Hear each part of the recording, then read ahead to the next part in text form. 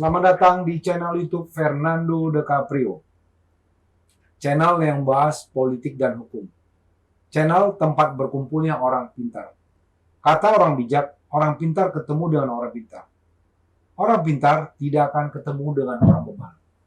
Pada hari ini saya mengundang tamu yang sangat istimewa. Namanya sudah berkibar di mana-mana. Beliau seorang aktivis yang cukup luar biasa.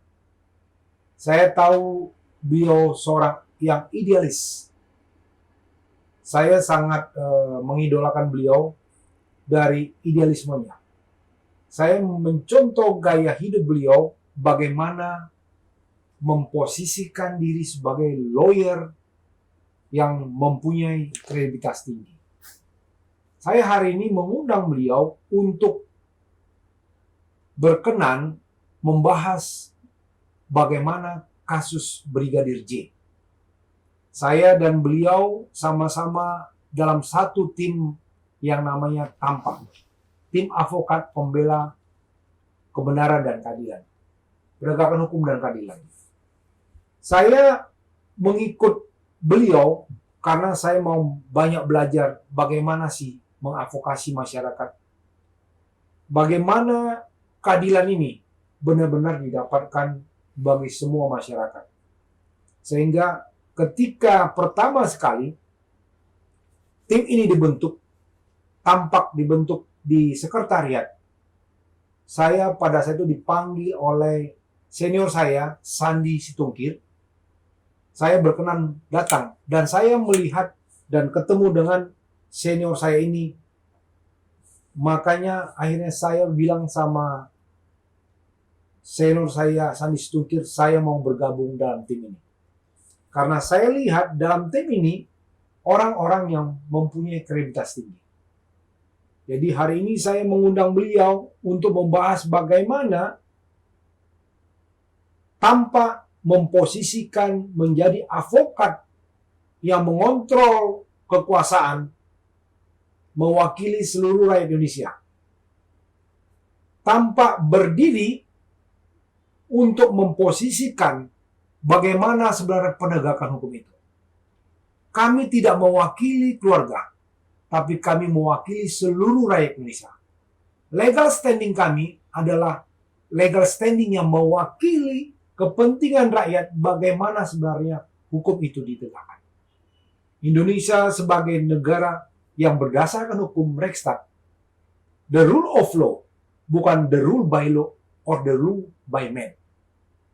Hari ini saya mengundang beliau untuk mau berkenan berbagi ilmu, membahas, membongkar kasus bagaimana kelak kasus Brigadir Joshua ini akan terang benderang. Inilah dia senior saya yang tidak asing lagi di dunia hukum dan peradilan. Advokat Saur Siagian SHMA. Selamat datang Abang Anda. Selamat datang. Terima kasih sahabat saya Fernando diajak berdiskusi, ini satu kehormatan. Siap. Karena memang rekan Fernando juga satu tim dengan saya. Jadi satu kehormatan bisa kita berbincang-bincang siang hari ini. Siap. Ini saya mengundang beliau ini sudah beberapa kali. Karena sibuk terus. Saya akui karena beliau diundang stasiun TV, diundang di channel-channel YouTube yang terkenal ya. Makanya saya terima kasih banget nih mau hadir di channel YouTube Fernando De Caprio yang belum penontonnya ya paling 1.000 kan begitu kan. Mudah-mudahan dengan nanti Bang Saur ini di channel YouTube saya ya hadir di sini, penontonnya bisa ribuan. Amin. Amin. Luar biasa. Saya sih benar-benar bagi saya ngobrol dengan rekan Fernando ini penting. Siap. Karena saya sih melihat bagaimana visi rekan Fernando soal negara hukum kita yang harus tegak. Jadi saya nggak terlalu soal berapa orang yang menonton. Bagi saya satu orang saja menonton, sejauh ada inspirasi dari kita, bagi saya itu penting karena saya juga percaya kayak analoginya kan satu matahari tapi menyinari bumi. Siap. Jadi itu pesan-pesan alam juga, pesan-pesan Tuhan kepada kita. Jadi saya nggak pernah percaya soal jumlah.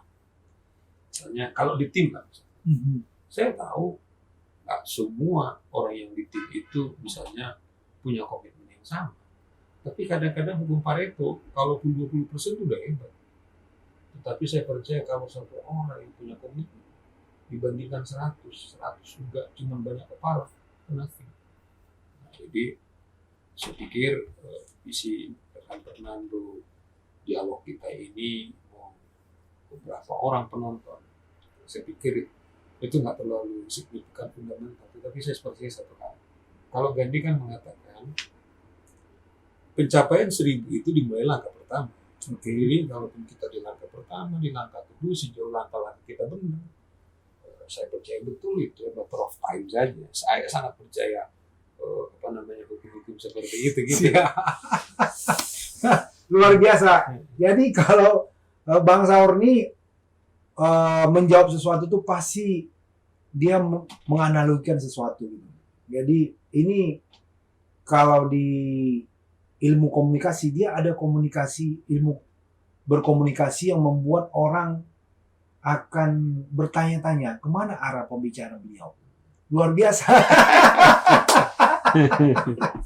Ambil minum bisa ya? Silakan. Kopinya enak sekali kopi. Iya. Ini di channel saya ini kalau di TV Bang Sony sangat serius, ya.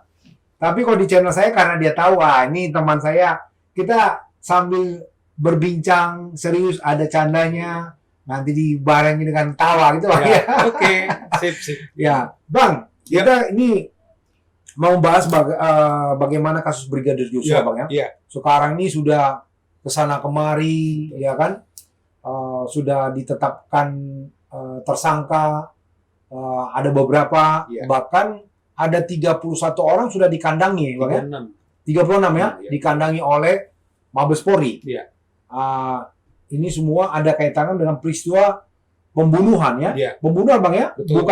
bukan tembak-menembak Bang ya. Betul. Kita mau klarifikasi pembunuhan. Iya. Nah, ada kaitan dengan pembunuhan Brigadir Joshua. Iya. Nah, saya bersama Abang kan kita mengikuti ini dan terutama Abang tuh kesana kemari. Iya. Nah, bisa nggak Abang bisa menjelaskan bagaimana sih menurut pandangan yang Abang ini ya, Abang pelajari terkait dengan pembunuhan ini berjalan, ya kan? Iya. Siapa-siapa aja yang sebenarnya berperan aktif dalam pembunuhan itu? Saya sebelum saya ke sana, pertama saya berterima kasih kepada rekan Fernando dengan saya dengan beberapa orang yang bergabung di Tampak. Seingat saya ada 5-6 orang, saya nggak hafal nama. Ada Didianto, ada Bung Robert Timu yang kita minta jadi koordinator. Tanggal 18 Juli secara resmi kita melaporkan saudara Ferdy Sambo ke Propam. Ya. Saya pikir kalau bukan kita yang pertama, paling adalah bersama-sama dengan keluarga yang pada hari itu kita bicara soal pembunuhan. Ya. Fernando masih ingat waktu sebelum kita masuk ke membuat LP ke Propam, tolong kita jangan bicara soal tembak menembak, jangan kita bicara soal pelecehan seksual. Ya. Kalau saya bertanggung jawab bahwa fakta yang ada orang mati, Ya. orang berbunuh. Ya. Cuman kan kita juga tahu diri karena kita advokat, siapa membunuh itu yang menjadi urgensi kita laporkan. Betul. Bersama pada hari yang sama kita menemui Kapolri, kemudian juga melampirkan LP kita, kita minta supaya saudara Ferdy Sambo itu diberhentikan. Ya. Nah, memang bukan satu-satunya Tampak menyuarakan itu sudah banyak. Ya. Tapi Tampaklah yang secara resmi.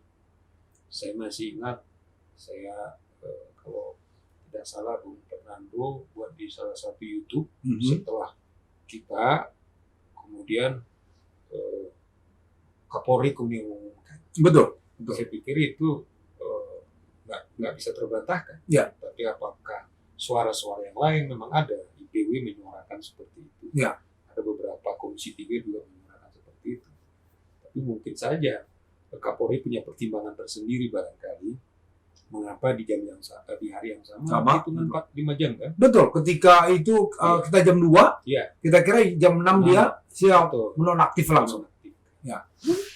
Tetapi nggak berhenti di sana, Bung Fernando. Kemudian kita kan menyambangi Komnas. Intinya kan bagaimana kita empower semua lembaga-lembaga ini sesuai dengan tupoksinya. Ya. Lalu kita menemui Menko Polhukam. Betul. Dia sebagai simbol dua hal. Ya. Dia Menko yang membidangi kepolisian, kejaksaan, Polhukam, sekaligus juga Ketua Kompolnas. Ya. Jadi dalam pertemuan di situ waktu itu kalau nggak salah Fernando nggak bisa. Saya nggak bisa, benar waktu itu. Kita siapkan laporan kita tersebut serta kita buat pernyataan bahwa ini adalah pembunuhan. Ya. Dan dia sangat berterima kasih kepada Tampak. 2 hari yang lalu kalau tidak salah Pak Menteri podcast dengan Deddy Corbuzier. Oke. Dia mengatakan begini. Ketika tembak menembak yang sempat anggota Kompolnas Saudara Benny kemudian dibully, kemudian setelah kita kasih opini hukum kita, kita serahkan kepada Menko, dia bilang begini. Berdasarkan analisa Tampak disebutkan Saur Siagian dan kawan-kawan, inilah menjadi acuan pemerintah. Wow. Yang diberi kepada Kompolnas, ini lebih layak. Jadi dia menyatakan bahwasanya Anda bisa lihat atas rekomendasi Tampak. Jadi dari Tampak itu ya disebutkan dari laporan Saur Siagian masuk akal. Nah, bahasa dia bahkan lebih lugas. Dia bilang saya arahkan supaya mengikuti ini. Dipanggil Kompolnas, tolong ini yang diikuti. Dan ini juga direkomendasikan kepada tim sus. Bagi saya begini. Awal kita kan mendirikan, ingat nggak Dok? Mendirikan Tampak ini kan salah satu mengapa kita sebutkan tim advokat, bukan advokasi, supaya muncul advokatnya. Jadi advokat bukan muncul yang hanya hujat-hujat yang berantem, tapi momentumnya. Tetapi terima kasih kepada Fernando, pemerintah sudah mengakui kerja-kerja kita itulah menjadi benchmark referensi. Saya merasa ditemukan di sana. Kerja-kerja kita, ya sekalipun barangkali ini adalah kerja-kerja pro bono, tetapi advokat sekarang tampil menjadi solusi di bangsa ini. Nah dasar itu juga kemudian kita kemarin itu membuat laporan lagi karena masih ada upaya-upaya untuk menutupi soal pembunuhan ini supaya jangan sampai ada siapapun yang nanti menyidangkan kasus ini. Kalau bahasanya Pak Presiden Jokowi, terbuka seterbuka-bukanya, saya berkali-kali mengatakan terbuka seterbuka-bukanya tidak ansih semata-mata kasus terbunuhnya saudara Brigadir Yosua, tapi saya tangkap maknanya itu adalah terbuka soal keadaan kepolisian. Dan kita setuju salah satu adalah jangan sampai ada orang coba lagi. Nah, oleh karena itu saya kira di sini kita tunjukkan bahwa bagaimana strategiknya peran daripada kerja-kerja profesi daripada advokat sebagai penegak hukum pilar keempat. Kita bebas sesungguhnya melakukan advokasi. Kalau tadi Fernando di awalnya itu bagaimana tegaknya negara hukum, bukan negara kekuasaan, rule by law atau rule by man, tetapi rule of law. Nah inilah yang sekarang kita lakukan. Nah, jadi kita bersyukur ternyata Tampak bukan semata-mata fitnah. Ternyata perjuangan Tampak mengatakan terbunuh atau ada pembunuhan udah terjawab. Saudara Ferdy Sambo yang kita laporkan ke Propam bahwa diduga melanggar kode etik karena emang TKP terbunuhnya di rumah dinas beliau, CCTV rusak di rumah beliau, kemudian juga TKP yang dirusak rumah beliau, LP yang dibuat adalah istri daripada Ferdy Sambo. Nah, yang kedua yang kita waktu itu laporkan adalah berada juga sudah ditetapkan tersangka. Artinya, Tampak sebagai advokat memang koridornya terukur dalam instrumen hukum gitu. Nah, karena kita kan bukan soal dendam atau kebencian kepada seseorang, bukan. Tetapi kita mencari rasa keadilan. Karena bagi Tampak kan kita mengatakan ini tragedi hukum dan tragedi kemanusiaan. Yes. Jadi saya terus terang sangat bersyukur kawan-kawan yang ada di sini, Dr. Fernando dan kawan-kawan, bahwa ya memang ini masih tahap awal. Saya kira itu yang kita apresiasi, bahwa katakanlah pemerintah mengakui, bahkan kita menjadi solusi dalam bangsa itu, dalam bangsa kita ini. Itu yang pertama dulu. Oke. Ini sahabat. Nah, kan ini sudah tadi Abang jelaskan bagaimana perjalanan Tampak itu Iya. mengadvokasi, ya, termasuk melaporkan Ferdy Sambo dan akhirnya Kapolri menonaktifkan. Iya. Tidak terlepas itu dari suara Tampak, Iya. kan begitu Bang ya. Iya. Nah, setelah bergulirnya kasus ini, Iya. nah sekarang kan sudah diketahui bahwasanya memang pelaku utama adalah Ferdy Sambo. Iya. Pertanyaan saya sama Abang, Iya. bagaimana ya penyidik di Bareskrim bisa menarik pihak-pihak lain yang sekarang kan katanya baru sekitar 4 orang, ya kan? Bagaimana menurut Abang bisa nggak penyidik Bareskrim juga menarik yang jenderal-jenderal yang berperan dalam penghilangan barang bukti? Iya. Karena diatur di pasal 221 obstruction of justice, ya, menghalang-halangi penyidikan. Iya. Iya. Nah, itu bagaimana menurut Abang supaya Bareskrim bisa menarik mereka? Saya kira kan waktu Direktur Umum Bareskrim Polri, Saudara Andirian, ketika mengumumkan bahwa 2 laporan daripada Ferdy Sambo soal pelecehan seksual dan juga upaya pembunuhan itu setelah dibatalkan, kan pada saat yang sama diumumkan juga bahwa penyidik-penyidik yang menerima laporan 2 LP ini sudah ditetapkan melakukan obstruction of justice. Nah, termasuk juga Komnas HAM kemarin saya lagi live di TV One, kemudian merilis temuan-temuan mereka, memang seirama dengan temuan daripada penyidik Bareskrim, ada obstruction of justice. Nah, saya kemarin juga dorong supaya segera diumumkan. Setidaknya adalah sudah pasti kalau menurut Saudara Andirian, yaitu Direktur Umum Mabes Polri, bahwa semua penyidik yang menangani atau menerima laporan yang melakukan sidikan, karena waktu itu kan diumumkan sudah tahap sidik, sudah ditetapkan pelaku obstruction of justice. Nah, saya pikir ini soal teknis. Nah, apakah jenderalnya juga terikut? Misalnya pertanyaan yang pasti kan sekarang ada 3 jenderal bintang 1, kemudian tambah 1 bintang 2 Saudara Ferdy Sambo. Nah, saya pikir tergantung bagaimana bukti, ya kan? Apakah mereka, katakanlah mungkin ini kan kategori obstruction of justice kan, bisa menghilangkan barang bukti, bisa membersihkan TKP. Betul. Nah, kita tidak tahu peran daripada 3 jenderal ini, misalnya Karopaminal itu yang Hendra Kurniawan, kita nggak tahu. Yang pasti yang kita tahu selama ini bahwa dialah yang melarang keluarga dari Yosua melihat mayatnya. Nah, saya pikir ini kan juga sudah terang benderang menurut saya adalah melakukan obstruction of justice, karena pertama tidak domain daripada Propam untuk soal seorang penyidik Karopaminal untuk menentukan ini mayat ini bisa dilihat atau tidak, karena itu ada bagian sendiri. Dan yang kedua, ketika dia melarang, katakanlah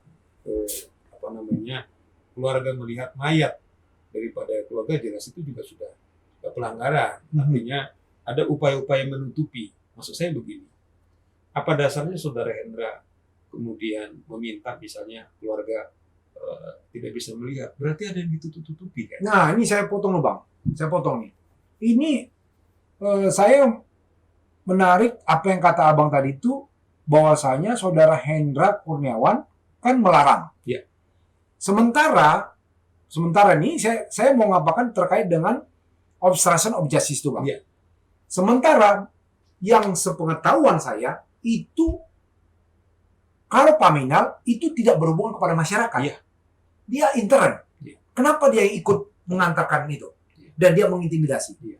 Pertanyaan saya sama Bang, bukankah itu sudah jelas-jelas dia melanggar bukan hanya kode etik?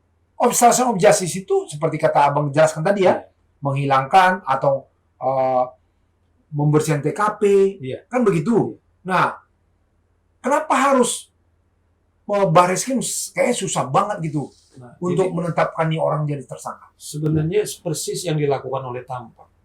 Mengapa Tampak bukan ke Barreskrim soal dugaan pembunuhan? Mengapa kita ke etik? Oke. Kan ada yang melekat setiap polisi itu menjalankan tugasnya kan terikat kepada etik. Nah, jadi sesungguhnya kan bisa berbarengan.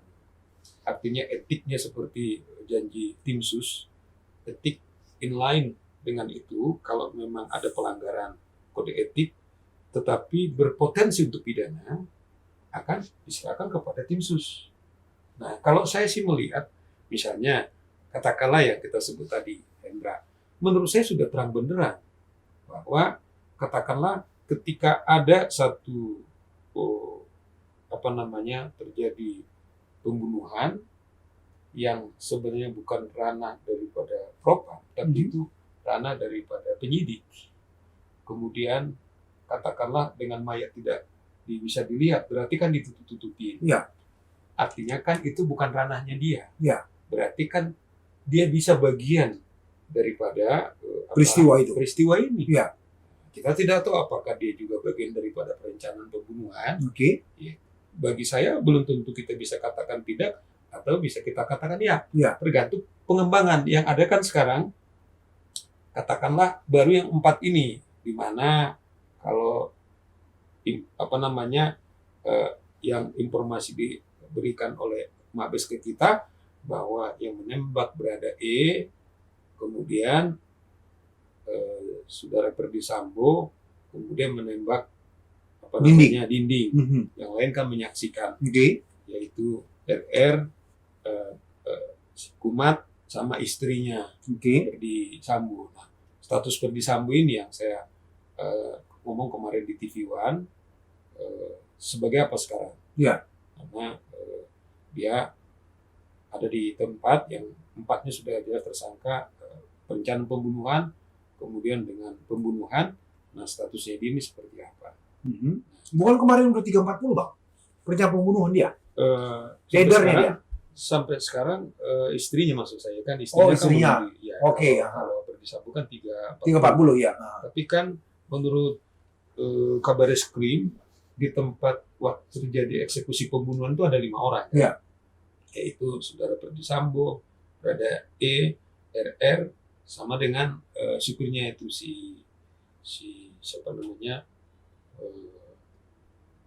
tadi saya sudah sebut. Kuat apa? Kuat. Kuat ya.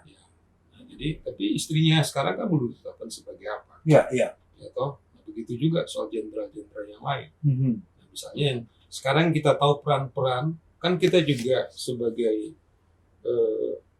Tampak kan kita juga tidak bisa masuk ke jantung daripada penyidik, tapi kita analisa secara hukum apa pernyataan-pernyataan daripada penyidik, kemudian kita analisa.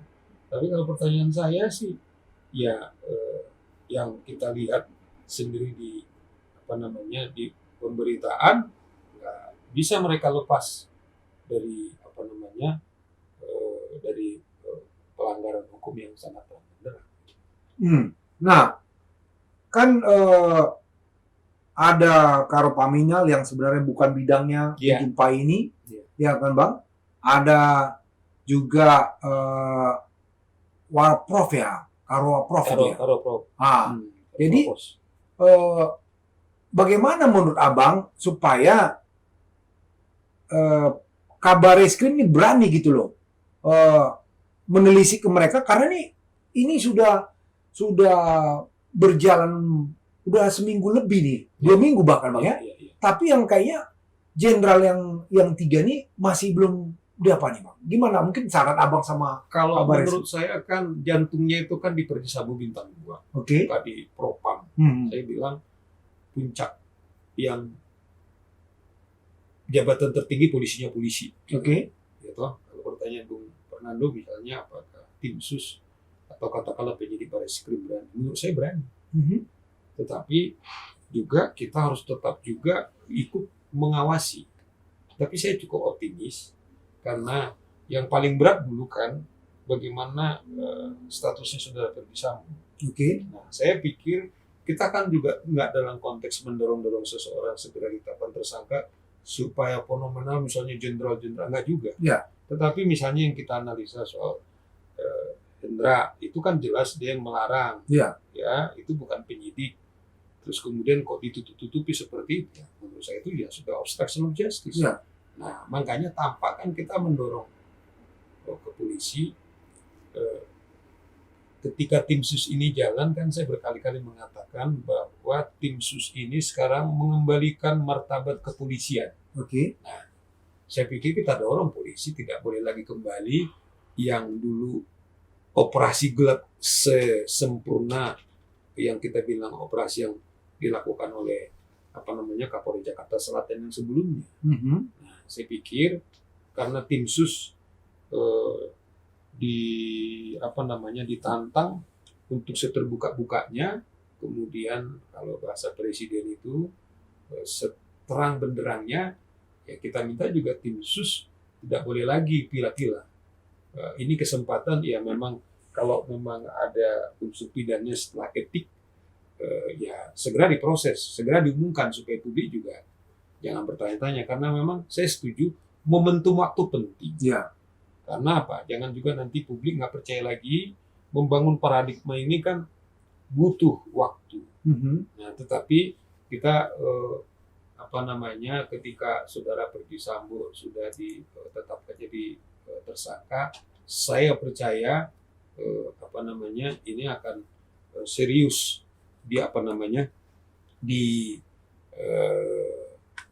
disidik, dan siapa yang memang melakukan tindak pidana ya harus bertanggung jawab.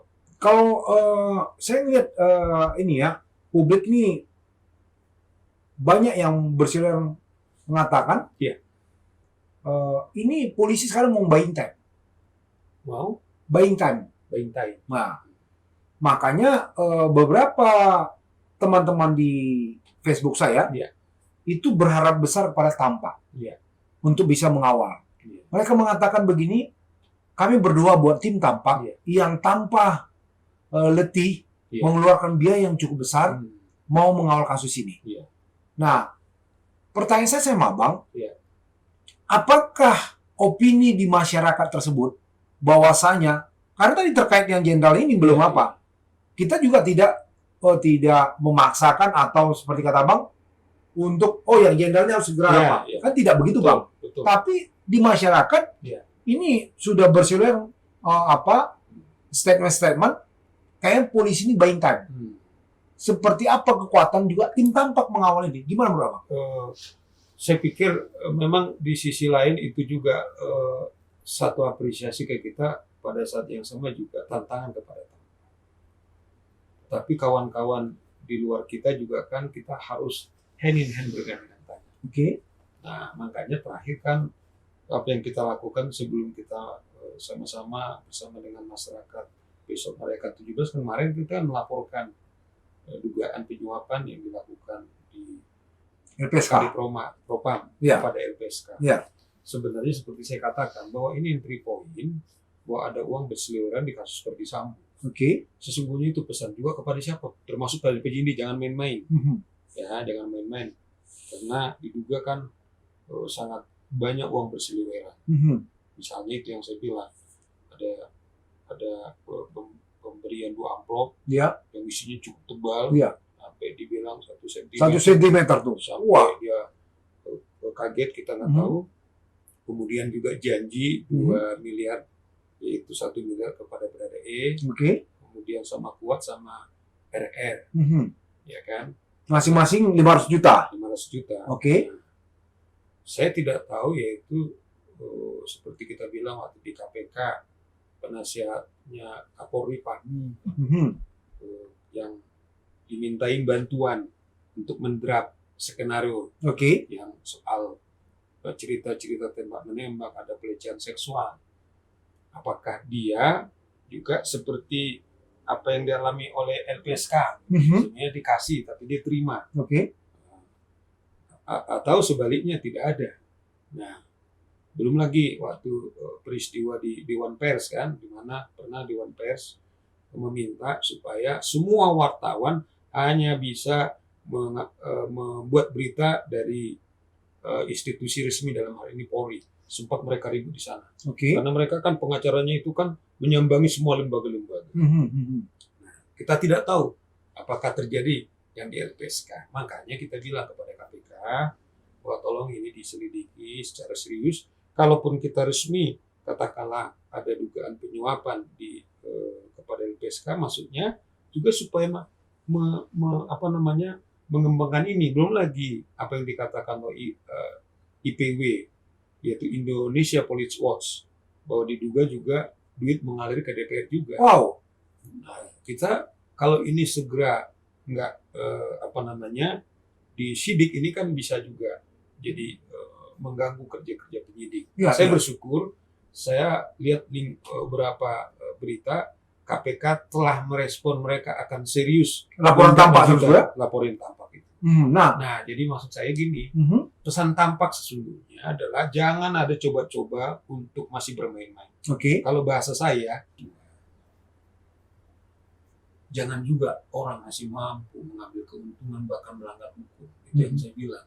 Janganlah sampai ada orang masih menari di atas mayat orang lain atau di atas mayat Yosua. Itulah pesan tampak sesungguhnya mengapa proses laporan ke KPK. Karena mungkin kasus ini akan dibawa ke persidangan, ya toh, karena pengadilan kita nggak baik-baik amat kan. Betul. Ya toh, saya mengatakan banyak peristiwa-peristiwa bahwa di pengadilan itu kan masih terjadi mafia peradilan. Betul. Orang tahu siapa Sambo, ceritanya, beliau ini kan sangat sakti sekali, kemudian di Bareskrim. Jadi harapan masyarakat kepada tampak, itu yang kita bilang tantangan kita, itulah yang sekarang terus kita kawal dan kita pastikan tampak itu berperan sebagai advokat penegak hukum yang independen, memastikan semua penegak hukum atau yang berkaitan kepada penegak hukum, kemudian mendorong kasus terbunuhnya saudara Yosua ini, kemudian dilakukan secara serius. Dan kita minta siapapun. Kalau tidak, ya tampak akan mengawal terus, atau bahasa kita akan kejar siapapun. Kalau lah kita misalnya berhasil, seperti siapa nyangka kemudian sesakti Verdi Sambo ini tetap juga kemudian bisa dijerat. Jadi hal yang sama juga kita pastikan tanpa akan mengawal, bahkan akan mengejar kalau sampai orang kemudian menyelesaikan ini. Itu saya kira sikap kita. Nah, kemarin kan tampak menjamangi KPK. Iya. Nah, KPK menyatakan akan melisik. Iya. Dan kita berharap tuh Bang ya, Yes. karena KPK mempunyai infrastruktur terhadap itu. Iya. Artinya kalau dia mau bisa tuh Bang ya. Saya kira. Karena saya tahu Bang Saur ini kan adalah pengacara tetap di KPK dalam hal penegakan. Saya tahu Bang Saur ini nggak pernah membela orang kasus korupsi. Saya tahu Bang Saur ini di KPK menjelaskan bahwasanya ya jangan sampai KPK itu dikerdilkan. Sekarang ini KPK tuh gaungnya sudah mulai hilang Bang ya. Nah, jadi kita berharap dengan laporan tampak kemarin di KPK, ini KPK mengambil peran Bang ya. Iya. Supaya gaung KPK kembali. Betul. Bang ya. Marwahnya Setuju. Kembali lagi Bang ya. Setuju Bang ya? Iya. Nah, kemarin sudah ke KPK, apakah ada lagi Bang rencana tampak ini untuk mengawal atau menyambangi Jaksa Agung? Ya kan, seperti kita komit kita dari awal akan mengawal kasus ini sampai ke pengadilan. Tentu lembaga-lembaga yang berkaitan kepada itu kita pastikan dia melakukan tupoksinya dengan benar. Ya sesuai dengan apa yang telah kita diskusikan, juga kita akan menyambangi Kejaksaan Agung juga, termasuk juga Komjak kita akan sambangi. Nah, kemudian juga KY, karena ini kasus tidak kecil, supaya juga kemudian menurunkan petugasnya atau komisionernya untuk memantau peradilan ini. Sehingga kita berharap dengan laporan tampak ini atau kinerja yang kita bisa lakukan selama ini, bahwa peradilan ini bersih. Jadi misalnya nanti kita katakan kepada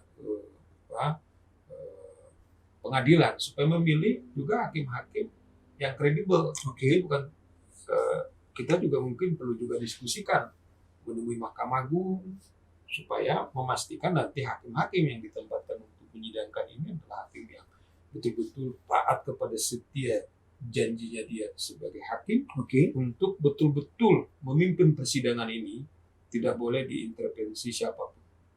Terlebih kan yang salah satu alasan kita kan banyak uang berseliweran. Nah, kita tidak mau operasi pertama yang gagal dengan pelecehan seksual tersebut, tembak menembak udah gagal, kemudian kelihatannya masih ada upaya dengan operasi uang ini. Nah, disitulah tampak kemudian akan mengawal. Nah, makanya kita dorong KPK. Ini bukan kecil. Ini bukan soal dua penyuapan kepada komisioner daripada LPSK. Bukan hanya itu entry point. Iya, bukan karena nilainya ya. Nggak ada apa-apa tuh yang nilai. Jadi itu entry point sebagai laporan kita, pengaduan kita. Sebenarnya itu yang kita bilang, yang perlu ditelisik, diselidiki oleh KPK, ada dugaan. Itu yang saya bilang beberapa kasus. Ya, mulai dari sempurna, mulai dari bawah itu security lingkungan, kemudian dikasih uang supaya wartawan tidak bebas menjalankan fungsinya. Kemudian juga LPSK, apakah lembaga-lembaga yang lain yang mereka sambangi sempat rame-rame membela, yaitu saudara istrinya Ferdy Sambo. Nah, itu juga mungkin ditelisik, selidiki. Nah, ini bukan kerjaan kecil. Saya setuju kepada rekan Fernando. Saatnya juga KPK saya kira bahwa fungsi mereka itu sangat strategis untuk bangkit kembali. Ini momen of truth juga bagi mereka. Iya, betul. Karena KPK mulai tenggelam, Bang ya. Iya. Sejak saya lihat, sejak Abang nggak di sana lagi, sudah meninggalkan KPK dulu. Bukan. Waktu zaman Abang sana yang berbicara tentang korupsi, masih apa kau KPK? Sekarang sudah ini. Itu berlebih-lebihan lah. Tidak. Saya kemarin bicara sama Bang. Saya dulu di sini pernah sama KPK, saya bilang. Ini kayak lembaga ini luar biasa, saya bilang. Masuk sini kayak angker gitu. Sekarang saya santai-santai aja, Bang ya, saya bilang. Nah, nggak terlepas saya bilang kepada para penonton channel Fernando, ya setelah Bang Saur tidak di KPK lagi, meninggalkan KPK dalam arti dia dulu banyak mengadvokasi KPK ya. Ini kayaknya marwah KPK hilang sekarang. Kan begitu? Iya, saya agak perbaiki dulu. Jadi saya ini pengacaranya Abraham Samad, Bambang Wijayanto, kemudian Novel Baswedan, Agus Raharjo, kemudian juga Pak Saud Situmorang. Sebenarnya saya pengacara mereka, karena banyak kasus-kasus yang mereka hadapi. Kemudian saya nggak sendiri, bersama dengan Kawakam mengadvokasi mereka. Nah, Fernando sering dihentikan saya pengacara KPK, padahal karena saya menangani pimpinan-pimpinannya aja, jadi trademark itu selalu. Jadi saya selalu ingatkan posisinya seperti itu. Tetapi apa persepsi masyarakat kan saya nggak bisa juga tolak juga gitu loh. Tetapi dari aspek hukumnya seperti itu. Nah itu jadi. Nah, cuman ini saya setelah revisi Undang KPK, memang pemimpin yang sekarang ini mengambil jarak dengan para aktivis. Dan akibatnya ya perjuangan kawan-kawan yang dulu menjaga daripada KPK, ya pimpinan yang sekarang setelah revisi itu memang praktis, saya kira berjarak. Bahkan saya sendiri juga setelah ada revisi ini, ya pertama kali saya kemarin diundang oleh Deputi Pendidikan membuat program kerjasama dengan organisasi kami. Baru yang kedua adalah waktu kita kemarin membuat laporan iya. Itu setelah itu kita, kawan-kawan saya juga seperti itu.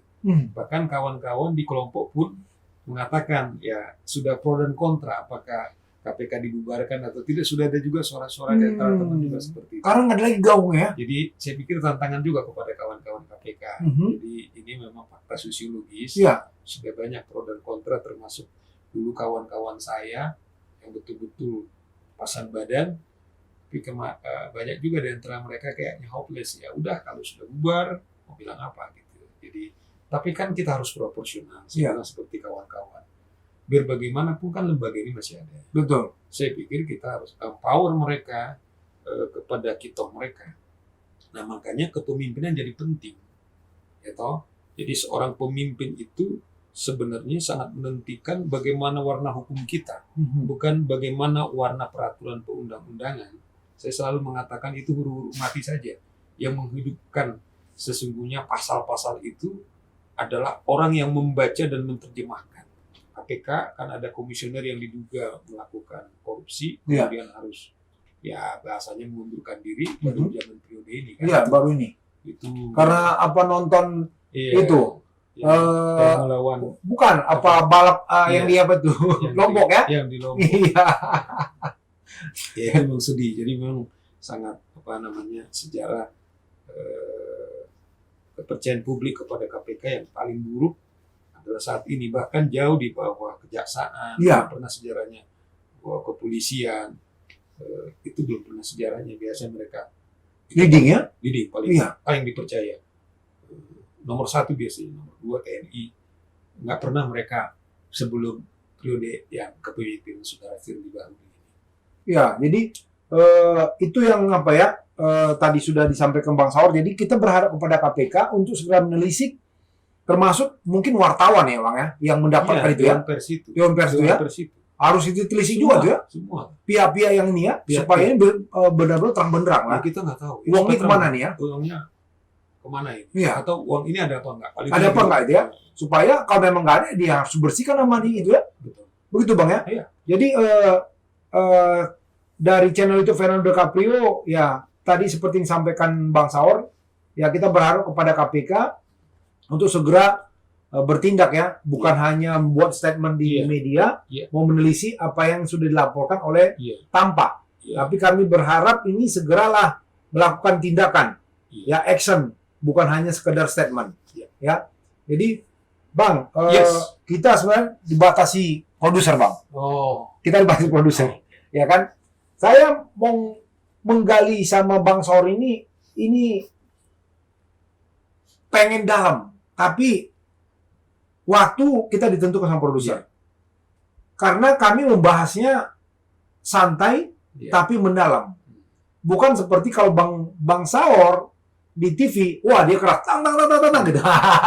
Beda dengan kalau lagi di channel itu Fernando DiCaprio, dia lebih santai, ya kan? Banyak candanya gitu loh. Kalau di TV, wah orang lihat Bang Saur ini seram. Durasinya kadang-kadang hanya 1,5 menit. Iya, kalau di sana ya. Jadi harus pang gitu. Hasilnya bisa 3-4. Iya. Kadang-kadang kita udah siapin apa yang 1 minggu kadang-kadang. Iya. Ya, jadi beda dengan di sini. Jadi kita runut banyak ceritanya, perjuangan. Bahkan saya menggali tadi bagaimana awal-awal Bang Saur ini sebagai seorang aktivis ya, bagaimana juga terbentuk Tampak ini. Saya mau di Tampak ini karena saya lihat sosok beliau ya, saya mengidolakan beliau juga gitu loh. Jadi ya saya senang bisa bergabung di Tampak karena saya lihat orang-orang yang kredibel. Kalau tadi orang nggak kredibel saya nggak mau, karena saya pun orangnya yang idealisme tinggi. Saya nggak mau wasting time, wasting money, nggak ada dalam sejarah Fernando Silva itu. Tapi kayak saya lihat sosoknya Bang Saur, sama saya nggak ada wasting time. Untuk bisa mendampingi beliau, mengadvokasi masyarakat, ya, mau pergi ke KPK, mau pergi ke Bareskrim, mau kemana pun saya siap mendampingi beliau. Amin. Bersama-sama lah, sama-sama Dr. Fernando. Ini apa juga kaya ada pemikiran-pemikiran cerdas Dr. Fernando Siap. sebagai akademisi, Siap. juga sebagai praktisi, jadi balance. Siap, Bang, siap. Jadi, itu yang saya pribadi rasakan. Jadi makanya saya waktu diundang di channel YouTube-nya, ya saya berdoa supaya channel ini lebih banyak Amin. penonton sehingga banyak pencerahan-pencerahan. Amin. Amin. Sebagai, kan saya pikir kalau seorang akademisi sekaligus praktisi, saya pikir narasi-narasi, pemikiran-pemikiran bernasal hukum itu pasti akan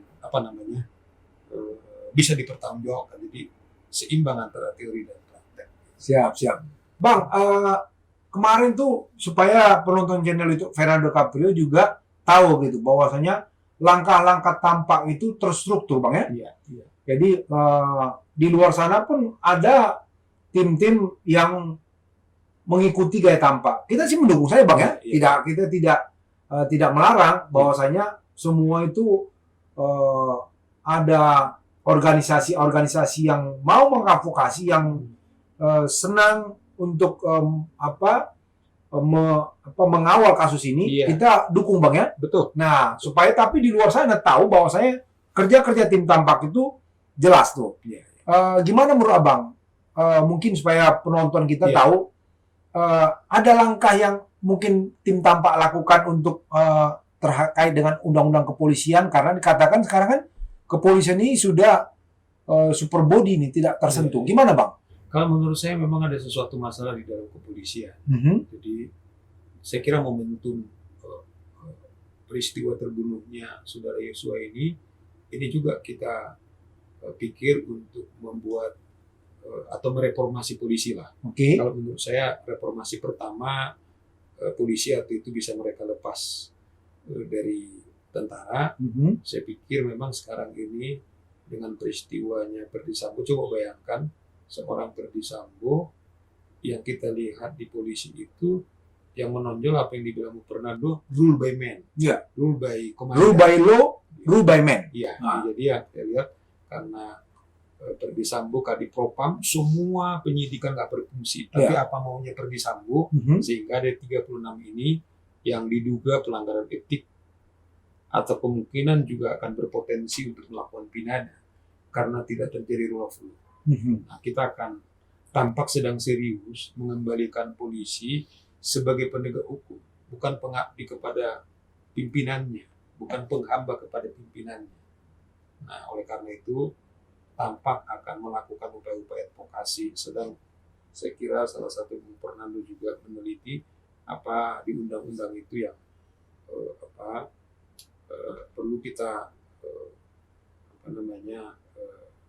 pertanyakan. Oke. Soal diskresi kan, kalaupun mereka diberi katakanlah senjata, bagaimana membuat lebih terstruktur penggunaan daripada senjata itu. Nah, sekarang ini kan Berada E diminta untuk menembak. Apakah ini betul sebagai tugas? Apakah persenjataan digunakan untuk hal seperti itu? Ya, ya. Mungkin salah satu, karena kalau saya lihat ini peristiwa terbunuhnya saudara Yosua ada 36, bahkan ada 4 bintang yang diduga terlibat. Ini ada sesuatu yang salah di dalam. Nah, jadi karena tampak sudah memulai bahwa kita sangat mencintai, ini kan polisi negara. Polisi negara, kalau kita maknai sebagai negara hukum, yang tadi Bu Fernando mengatakan Rekstad, tetapi di pasal 1 ayat 1, kita negara republik, pasal 1 ayat 2, kemudian kedaulatan di tangan rakyat, baru pasal 1 ayat 3 konstitusi kita negara hukum. Artinya kan kedaulatan adalah di tangan rakyat. Ya. Jadi polisi ini harus mengabdi kepada rakyat. Ya. Ya toh, makanya dia sebagai penegak hukum, kemudian menjaga keamanan ketertiban, dan jangan lupa yang mereka ini yang susah adalah pelayan masyarakat. Coba bayangkan, itu yang salah satu kita reformasi. Kalau bisa, kalau kita pergi ke Mabes, coba bayangkan, aneh, malah di parkiran itu polisi-polisi nggak tanggung-tanggung lagi. Kita lihat bersiluran mobil-mobil mewah, mewah. itu kan sangat telanjang. Iya, iya. Saya maaf aja, sangat telanjang. Iya, iya. Karena kemuliaan mereka bukan di mobilnya. Iya, iya. Ketika mereka menjadi polisi negara, saya kira negara sudah memberikan kebutuhan dia dari kakinya sampai kepalanya, Iya. dibeliin sepatu, baju, topi, ya nggak tahu celana dalamnya juga mungkin. Itulah kemuliaan. Dari mana uang-uangnya ini? Wow. Sebenarnya udah terbuka dan nggak malu lagi. Lihatin aja itu. Apa namanya? Anda perlu kabar sekali. Yang layak parkir itu yang pertama adalah pengunjung. Tetapi malah saya waktu malah membuat LP itu, saya parkir itu di Blok M. Jalan kaki ya. Jalan kaki, sementara mereka tiba-tiba dari mana logikanya? Iya, iya. Bagaimana saya bilang ada sesuatu yang salah secara fundamental. Kultur pelayanan itu tidak ada. Iya, iya. Ya saya mengatakan ya silakan Anda karena digaji oleh rakyat, yang layak lah yang pertama berhak untuk parkir di situ. Itu mungkin juga tanpa akan kritisi. Oke. Ya, jadi ini kerjaan besar. Sayang, saya selalu bilang kita sayang polisi. Saya ini anak Mobri, nggak ada alasan saya. Kemudian kalau kita buat kritisi, itulah cermin tanggung jawab kita, kecintaan kita. Itulah kata bapak saya, kamu ingat kamu anak Mobrik, kamu anak Mobrik. Itulah cara saya mengabdi kepada kepolisian. Tetapi itu yang kita bilang sesuai dengan apa? Visi daripada kepolisian negara. Oke. Gitu. Luar biasa nih abang saya ya. Jadi saya mungkin tadi mau menambahkan karena itu ide-idenya juga kami semua ada di sana, bahwa saya tanpa akan melakukan judicial review undang-undang kepolisian seperti kata tadi Bang Saur, karena kita mau mereformasi kepolisian supaya nanti dicintai oleh masyarakat kembali. Gitu Bang ya? Iya, betul. Nah, jadi di akhir sesi saya membagikan quote seperti apa yang disampaikan oleh narsum saya, Bang Saur. Nah, dia quote-nya seperti ini, ya. Kita mau ngapakan kepada orang-orang yang di luar sana supaya mengerti bahwasanya kalau dia mengabdi kepada masyarakat, harusnya dia memberikan terbaik. Ya. Dia bilang begini quote-nya, sifat dasar manusia adalah sama. Yang menjadi mereka jauh berbeda adalah kebiasaannya. Kebiasaan seperti yang dikatakan kemarin itu siapa ya? Orang cenderung mau kenapa sampai terjerat korupsi? Kebiasaan hidup mewah. Ya, sehingga seperti kata Bang Saur tadi, dari mana tuh mobil punya Lexus dan lain sebagainya? Iya, dari gaji udah ketahuan. Nah, gaji udah ketahuan. Gaji udah ketahuan. Kok bisa begitu? Jadi nah, kenapa? Kebiasaan dia tadi, dia mau menuju hedonis, hidup mewah, dia mau pakai mobil mewah, ya kan? Istri dikasih yang bermewah-mewah, ya kan? Sehingga apa? Pada dasar sifat manusia sama, Bang. Lahir tuh sifat manusia sama. Tapi apa? Kebiasaan dia yang tidak benar, ketemu sama orang yang tidak benar. Dan atmosfernya, lingkungannya dia mungkin seperti itu. Nah, artinya nggak malu satu dengan yang lain. Membuat dia akhirnya mau korupsi. Iya. Kan begitu, Bang ya? Betul. Nah, itulah yang bisa kami sampaikan pada hari ini. Kalau para penonton channel itu Fernando DiCaprio, seperti biasa saya katakan, mau menggunakan jasa hukum Bang Saur, ya nggak sembarangan, ya kan? Silakan, boleh ditulis di kolom komen, ya, karena beliau ahli pidana, ahli perdata, korupsi, perburuan dan lain sebagainya. Beliau ini kalau di dunia peradilan, di avokat ini sudah katam, kata orangnya. Katam. Kalau kata aku baca kitab suci sudah katam. Ini di Fernando bisa di ilmu hukum sudah katam. Gitu. Ya? Kita advokat itu nggak ada katam. Nature advokat itu selalu kalau saya selalu terus belajar melalui kasus-kasus yang datang ke kantor karena memang unik juga jadi advokat ini. Ya. Ternyata katakanlah pasal yang dituduhkan agak sama, tetapi karakter untuk kita menangani pasti berbeda. Iya, betul. Menyangkut orangnya berbeda. Iya, iya. The way to handle juga berbeda. Iya, iya. Jadi kadang-kadang situasi. Jadi memang saya mengatakan bahwa jadi advokat itu adalah seni gitu. Nggak bisa misalnya kasusnya katakanlah kasus pidana pasal pembunuhan, tetapi siapa klien yang datang itu pasti berbeda. Jadi sangat dinamis. Karena apa? Ya saya bilang kan gini, kita kan nggak bisa memberi nasihat kepada klien kita kalau dia sendiri juga kita nggak percaya kepada kita. Iya, Kalau tidak kita mau mampu. dinasihatin ya. Nah bayangkan kalau dia seorang strong leadership, pasti itu tantangannya beda lagi. Siap. Itu yang saya bilang the art of as a lawyer. Wis, siap. Ya, itu aja yang bisa kami sampaikan. Bang, terima kasih banget Sama-sama. sudah mau Saya datang juga ke terima kasih diundang. YouTube.